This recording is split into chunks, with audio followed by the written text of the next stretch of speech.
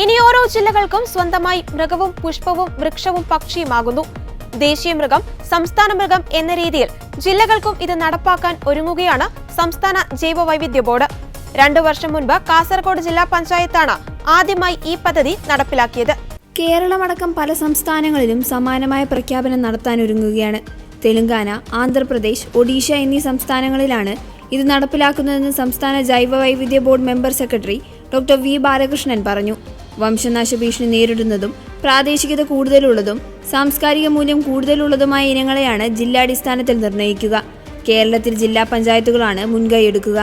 സംസ്ഥാന ജൈവവൈവിധ്യ ബോർഡും zoological survey of India ഉൾപ്പെടെയുള്ള ശാസ്ത്ര സ്ഥാപനങ്ങളും വിദഗ്ധരുടെ പാനലും ചേർന്നാണ് ജീവജാലങ്ങളെ നിർണ്ണയിക്കുന്നത്. പ്രകൃതി സംരക്ഷണത്തിനായുള്ള അന്താരാഷ്ട്ര സംഘടനയായ IUCN വംശനാശ ഭീഷണിയുള്ളവയുടെ പട്ടിക തയ്യാറാക്കിയിട്ടുണ്ട്.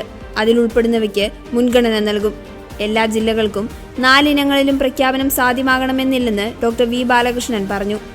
ജൈവവൈവിധ്യ സംരക്ഷണത്തിന് കാസർഗോഡ് ജില്ല മുന്നോട്ട് വെച്ച മാതൃക മറ്റിടങ്ങളിലേക്ക് വ്യാപിപ്പിക്കുന്നത് പക്ഷിജന്തു ജീവജാലങ്ങളുടെ സംരക്ഷണത്തിന് ഏറെ ഗുണകരമാണെന്ന് സുവോളജിക്കൽ സർവേ ഓഫ് ഇന്ത്യ ശാസ്ത്രജ്ഞനായ ഡോക്ടർ മുഹമ്മദ് ജാഫർ പാലോട് വ്യക്തമാക്കി.